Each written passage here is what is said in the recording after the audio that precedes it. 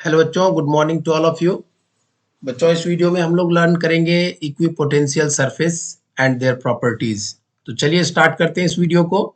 बहुत ही important content है बच्चों, इक्विपोटेंशियल सरफेस। इसके बारे में कई बार एग्जाम में जो है प्रॉपर्टीज लिखने आ जाता है बच्चों, कुछ प्रॉपर्टीज आपको लिखने आ जाता है। तो इक्विपोटेंशियल सरफेस क्या होता है? Any surface that has same electric potential at every point on it is called an equipotential surface।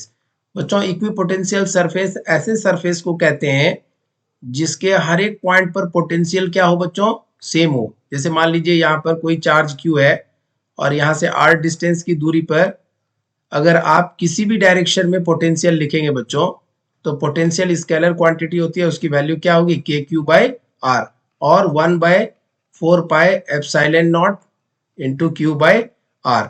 So R constant तो पोटेंशियल कांस्टेंट। तो सभी पॉइंट्स पर इस सरफेस पर जो हमने आर रेडियस का सरफेस कंसीडर किया है, यहाँ पर इलेक्ट्रिक पोटेंशियल की वैल्यू क्या होगी? सेम होगी। तो इस सरफेस को क्या कहेंगे बच्चों? Equipotential surface. ठीक है।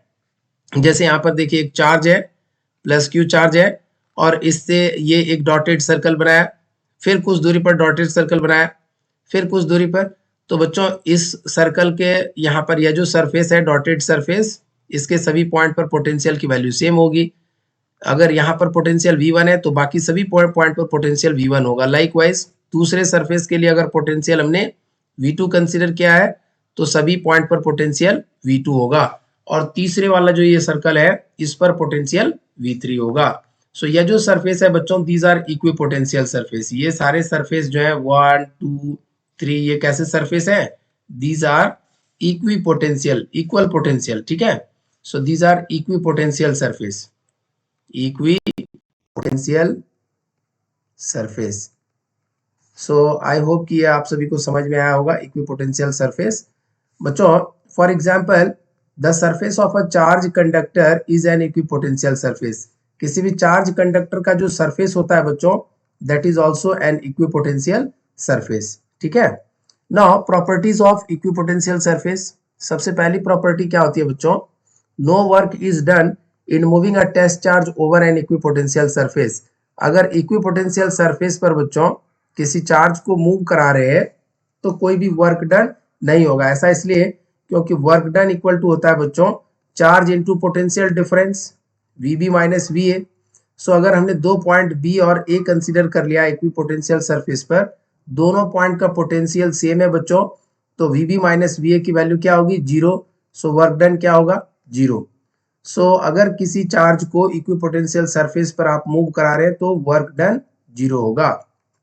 Electric field is always normal to the equipotential surface at every point. बच्चों, अगर यहाँ पर सेंटर पर क्यू चार्ज है तो इस क्यू चार्ज की वजह से जो इलेक्ट्रिक फील्ड होगा इस पॉइंट पर वह रेडियली आउटवर्ड डायरेक्शन में होगा, और इस सरफेस पर क्या होगा? नॉर्मल होगा। अगर इधर लिखेंगे बच्चों तो इस तरफ होगा, यहाँ भी इस सरफेस पर नॉर्मल होगा। तो इलेक्ट्रिक फील्ड जो है वो हमेशा नॉर्मल होगा बच्चों इक्विपोटेंशियल सरफेस पर। ठीक है।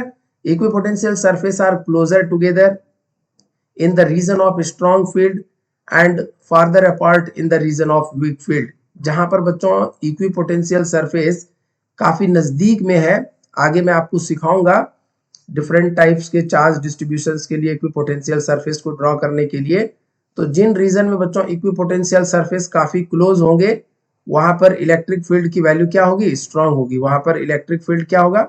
स्ट्रांग होगा। और जहां पर दूर दूर होगा इक्विपोटेंशियल सरफेस तो उस रीजन में इलेक्ट्रिक फील्ड की वैल्यू क्या होगी? Electric field will be weak. ठीक है। सो ये यहां पर समझना है बच्चों। आगे बढ़ेंगे हम लोग। No two equipotential surfaces can intersect each other. If they intersect then there will be two values of electric potential at the point of intersection which is impossible।